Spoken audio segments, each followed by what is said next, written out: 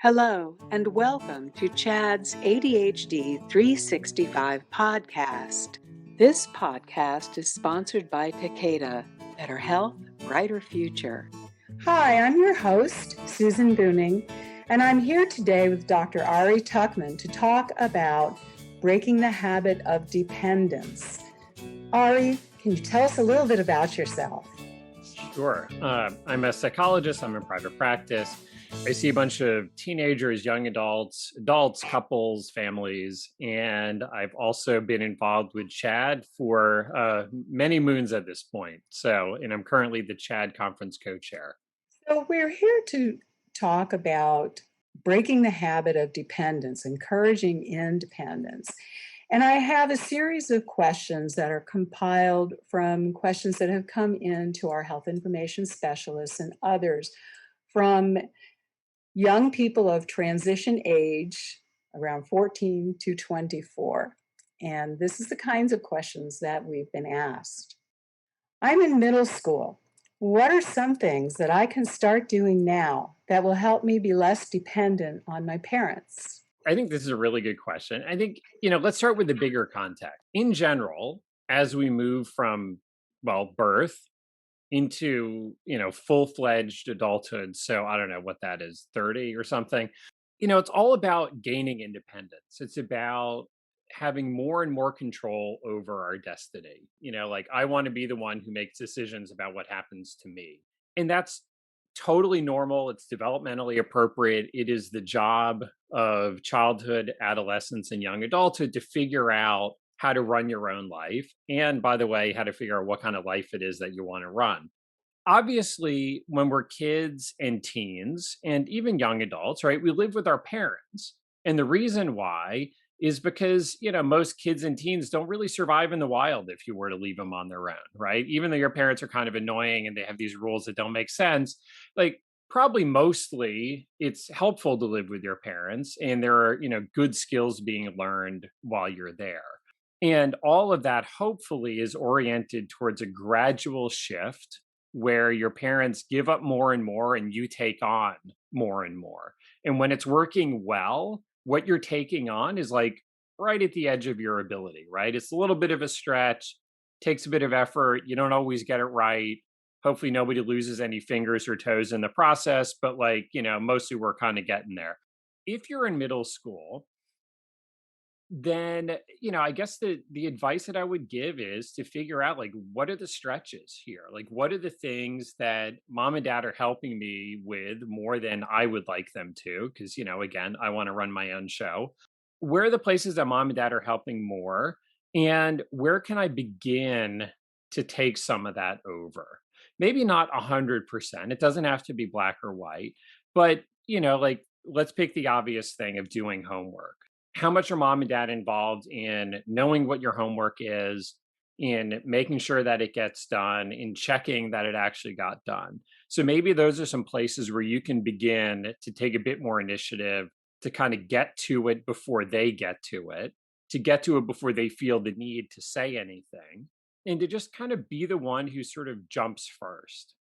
Or if the thing is about cleaning your room, or if the thing is about, I don't know, getting ready for school and getting to the bus on time or whatever, is showing your parents that you can do it, and to make sure as much as you can that your words and actions line up, right? You do what you say and you say what you're going to do.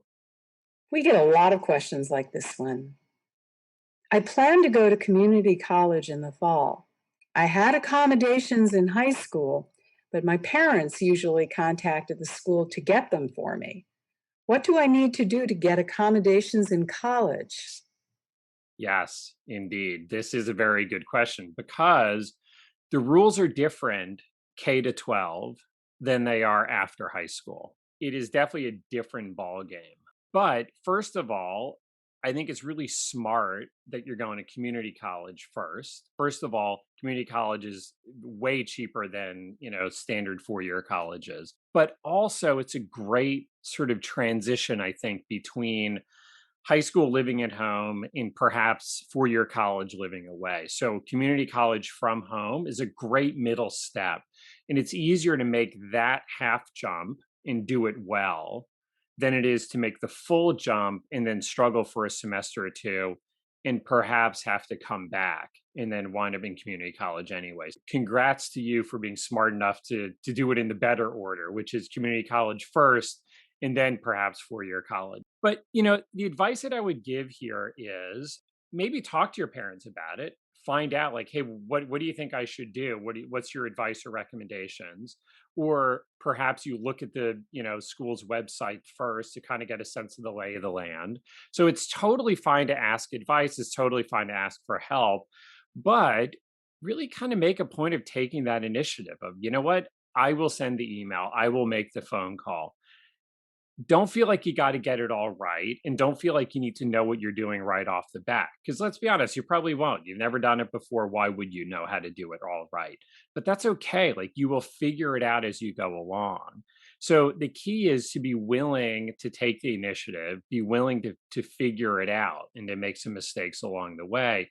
But most importantly, that you keep moving forward with it. So when you don't know how to fill out a form, which is probably to be expected, that you start asking around. You ask your parents, you call the school, you ask your teacher now if you're still in school, whatever, but that you do those things that move things forward and that you're kind of learning from the process. And I'll sometimes tell parents or high school students that, I think the process of getting into college, in the process of getting sort of situated with college, meaning getting registered, figuring out housing, figuring out, accommodations and supports and things like that, they can be a pretty good dress rehearsal for how college is going to go. And if you find the process of getting accommodations too overwhelming, if you just don't feel like your heart's in it, like you're just not really motivated enough to figure it out, I don't know, it might mean that this semester right now, I don't know, maybe this isn't the time. And that is totally fine. Go and work for a year, figure some things out when somebody else is paying you, rather than figure it out when you're paying somebody else. Take a pass on the semester and then come back around in a few months and see if you're in a better position then. Here's another question. I plan to move to another state after I graduate from high school. What things do I need to do to prepare? And how do I find a doctor to continue my ADHD treatment? Right. Well, so first of all, I'm glad that you added that specific part in there, right? Finding a doctor, right? That's not the last thing that happens, but that's a thought that you're having right off the bat. I think it's also important to remember the fact that it may take you some time to find someone and to get in with someone. Some doctors, it's going to take you 3 months or more to get in as a new patient. So don't wait until you've got like two pills left before you start calling around to try to find a new doctor. Definitely put in that research. However it is that you do it, there's all sorts of online ratings and reviews where you find some reputable system, and you do a little bit of research on the various providers online. Maybe you call the office and say, I take this particular medication for ADHD or whatever it is that you have going on. Does Dr. So and so, prescribe? Because not all doctors, not all family practice doctors, internists, general practitioners will prescribe ADHD medication. Some of them don't feel comfortable, don't feel like they know enough. Don't make an appointment with someone who won't treat the things that you need them to treat. So you want to do your research up front. At this point in time, a lot of this can be done online and a lot of it can be done research remotely. But otherwise, I think it depends on whether you're looking at work, whether you're looking at school, but to really sort of invest the time and remind yourself that everything takes longer than you think it's going to.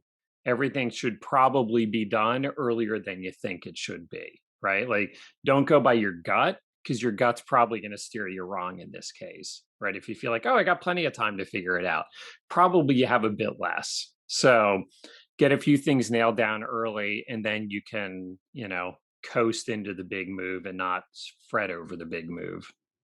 Here's another frequent question. My parents usually give me my medicine. I'd like to handle that myself, but I am afraid that I won't remember to take it.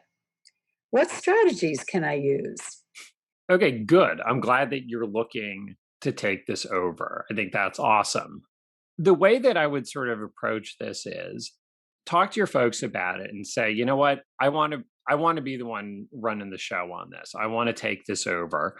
So that doesn't mean that they just chuck to the pill bottle and walk away, right? Hopefully it's not quite so all or nothing. Maybe you set it up where you say, okay, so here's the deal. I'm going to take it, but you can ask me, I'll take it before 8. So when it gets to around 8 or whatever, or before I walk out the door, you can ask me to make sure that I did. So they're more the checking in rather than the making sure. I would strongly recommend, especially if you're trying to get into the habit, get yourself one of those little weekly pill cases, Monday, Tuesday, Wednesday, right? So that way, if there's any doubt, you can look and see if anybody's home, so to speak, and that's your check. But also maybe mom and dad can just give a quick look at the pill thing to make sure that whether you've taken it or not, and that way they don't need to pester you with questions. But the big advice is attach this new habit to an existing habit. Put it next to your toothbrush, assuming you brush your teeth every morning, or put it next to the coffee maker if you grab a cup of coffee before you go, or put it where you sit to eat breakfast, or some other thing. Do not do out of sight, out of mind, right? Don't stick it in a drawer because someone doesn't like things out on the counter, because you're basically setting yourself up to forget. So make it really, really easy. Maybe you set an alarm on your phone as a reminder, at least for the first week or two. And maybe perhaps you stash an extra pill or two in your backpack or whatever, depending upon, I don't know, probably wandering around with pills at school is a bad idea. I don't know how old you are, but, so you may not actually want to do that. But, if you can do it, then having some backups is really helpful in case, lo and behold, it turns out that you forgot. Okay, this is a big one. I'm not sure what I want to do after high school. What should I do? That is not uncommon. You might feel like everybody else knows what they want to do. First of all, that's not actually true. Lots of people don't know what they want to do.